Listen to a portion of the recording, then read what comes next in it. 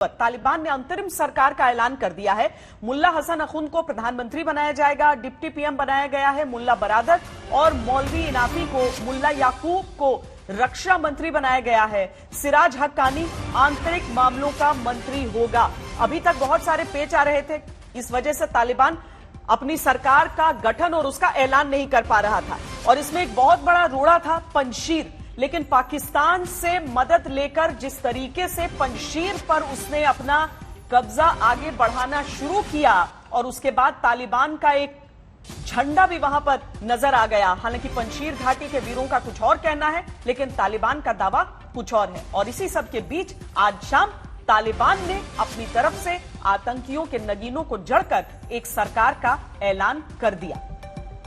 तो ये सारे चेहरे एक बार फिर आपको हम दिखा देते हैं। मुल्ला हसन अखुंद को प्रधानमंत्री बनाया गया है। डिप्टी पीएम मुल्ला बरादर और मौलवी इनाफी, यानी 2 डिप्टी पीएम होंगे अफगानिस्तान, या यूं कहें कि इस्लामिक अमीरात ऑफ अफगानिस्तान के, और मुल्ला याकूब को रक्षा मंत्री बनाया गया है। सिराज हक्कानी आंतरिक मामलों का मंत्री।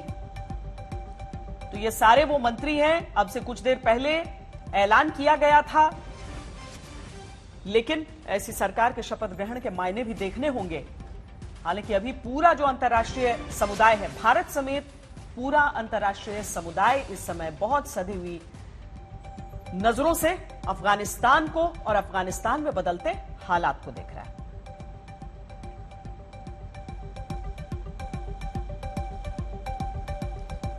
तो हम आपको जो प्रधानमंत्री है उसके बारे में बता देते हैं। तालिबान की सर्वोच्च संस्था रहबरी शूरा का प्रमुख है हसन अखुंद। हम एक एक करके आपको पूरी प्रोफाइल, पूरा चार्जशीट बता देते हैं। 20 साल से रहबरी शूरा के प्रमुख हसन अखुंद ही रहा है।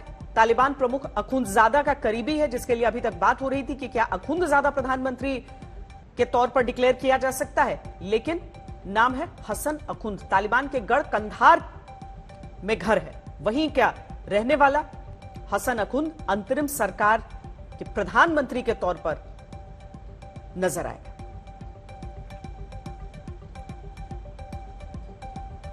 तालिबान की जो सैन्य मूवमेंट की शुरुआत हुई थी, उसे करने वालों में हसन अखुंद शामिल रहा।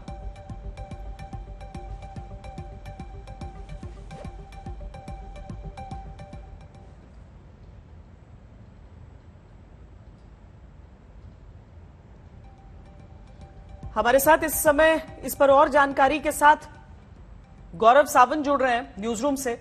गौरव, पहली नजर में आतंकी नगीनों से सुसज्जित इस सरकार की तस्वीर कैसी दिख रही है? तालिबान अपनी तरफ से जो अपना चेहरा बदलने की कोशिश और एक तरह से एक नैरेटिव गढ़ने का प्रयास करता रहा है, क्या वो प्रयास इसमें दिखता है या फिर उसकी भी जरूरत नहीं समझी गई? श्वेता, आपने बिल्कुल सही कहा कि इस कैबिनेट से और इस सरकार से तालिबान का चाल चरित्र चेहरा तीनों सामने आ गए हैं।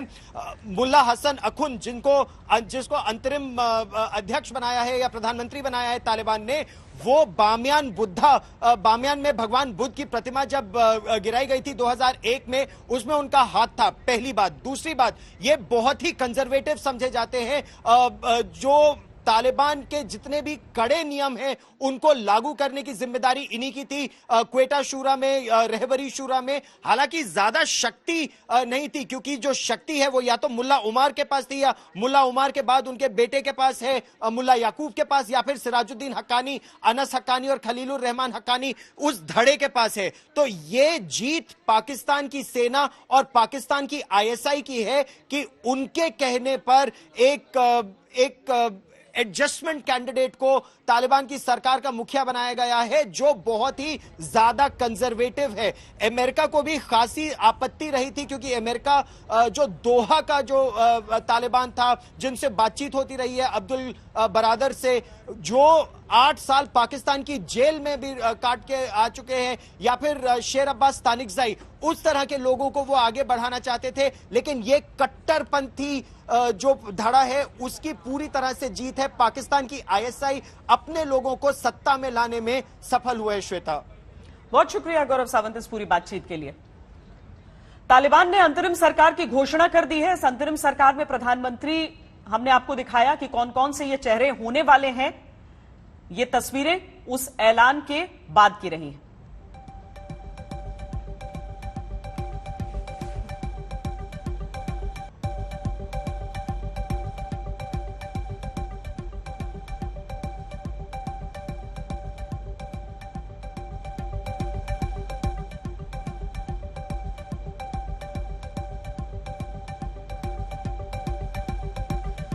बड़ी बात यह है कि जिस तरीके से तालिबान की इस नई सरकार का गठन हो रहा है, जिन जिन देशों की तरफ से तालिबान की इस नई सरकार को एक तरह से एंडोर्स किया जा रहा है, आने वाले दिनों में अफगानिस्तान में वाकई एक सरकार चलेगी या फिर केवल पाकिस्तान की तरफ से कुछ मोहरे, कुछ प्यादे आगे रखे जाएंगे। क्योंकि जिस तरीके से पंजशीर में पाकिस्तान की तरफ से मदद की गई, उसके बाद जिस तरह से वहां से लेफ्टिनेंट जनरल जो कि आईएसआई के प्रमुख भी हैं, वो बैठे रहे अफगानिस्तान में, और जिस तरह से आगे बढ़ने की कोशिश की जाती रही, जो दावे और वादे और आश्वासन उनकी तरफ से किए गए, वो सब भी पाकिस्तान की तरफ से ही ज्यादा आए।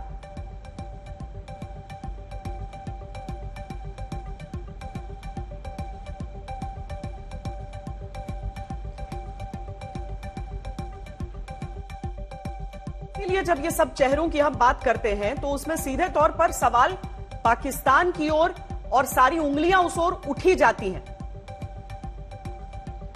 अंतरिम सरकार में दो डिप्टी पीएम है, जिसमें एक मुल्ला गनी बरादर भी है। बरादर के नाम से एक एक करके वाकिफ आप हो ही चुके हैं।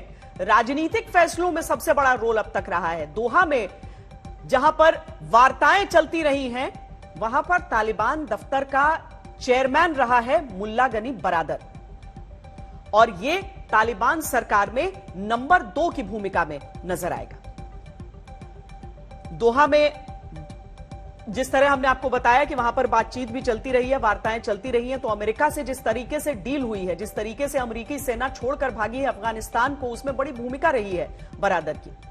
और हक्कानी जो है वो आतंकी गुट हक्कानी जो रहा है, उसी से संबंध है। तालिबान सरकार में बहुत मजबूत दखल रहेगी, और हक्कानी नेटवर्क होने के नाते सीधे सीधे पाकिस्तान से कनेक्शन भी समझ में आ जाता है। अमेरिका का सबसे बड़ा दुश्मन रहा है।